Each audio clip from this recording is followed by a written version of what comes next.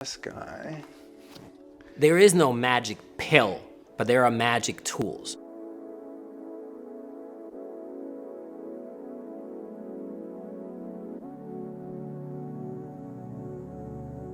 Biohacking originally is very tech-centric, but over the last few years, half a decade particularly, biohacking has become a lot more broad and involves a lot of ways how you can improve upon yourself. Many of them are based on evolutionary responses.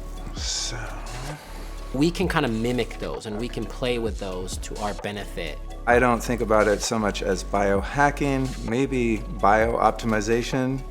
So this contraption here is called the Neurovisor. This is an infrared PEMF mask, a medical grade nebulizer, a reverse osmosis system, ozone generator. Biohacking to me is living in an artificial domesticated world and finding ways to reintroduce those things that are supportive to our well-being that are missing from our modern lifestyle.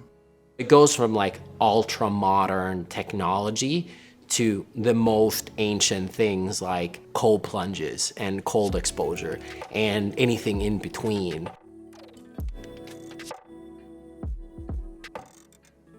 You can look at large-scale data and realize that the last few years are the first years when us as modern humans are living shorter. So life expectancy is not improving with the help of technology, it's getting worse. Mental health issues are exploding. There's tons of degenerative diseases. So like people are not well and people are seeking different ways to be better, but also to maintain as they're expected to do more.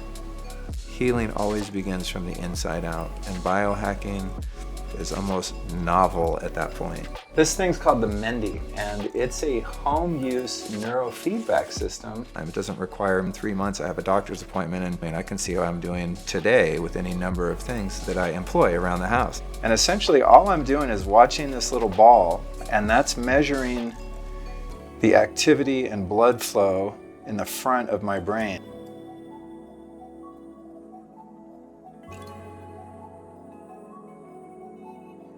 The main misconception about biohacking would be that it's not based on science. In reality, most of the heavy-hitting modalities in biohacking are very well researched. PEMF therapy, ozone therapy, hyperbaric oxygen therapy, red light therapy, sauna therapy, cold exposure. If you do a sauna session followed by an ice bath, it's clinically been shown that you're going to produce more norepinephrine, more dopamine, more of the happy feel-good chemicals. Helps with ATP production in the mitochondria, so that facilitates deeper healing. I'm inhaling what's called molecular hydrogen, and it also has tremendous effects on cognition and all sorts of inflammation and oxidative stress. They're widely applied all over the world and have been for decades, in some cases, like medicinal mushrooms, thousands of years. It's usually easier for most people to start with food, graduate towards hydration, and from there to breath work, and from there finally to mind and mindfulness. While there isn't a magic pill, we also need to understand that in nature, not everything is equal, at least from our consumption point of view. So in all sciences, including natural sciences, if you take a large group of anything, it will form a bell curve. Most things are average, and some are outlier good, some are outlier bad. And same with nutrient density in nature.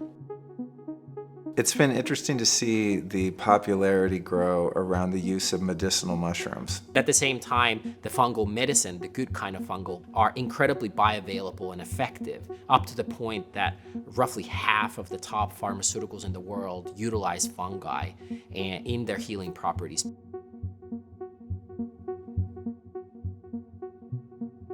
Biohacking has grown immensely over the last few years or a decade, mostly because we as humans are never satisfied. If you're starting to employ practices and different modalities that optimize you while you're still healthy, you're also receiving the net benefit of likely of more longevity and quality of life, and in some cases probably the prevention of diseases that we now view as the norm and as part of the aging process.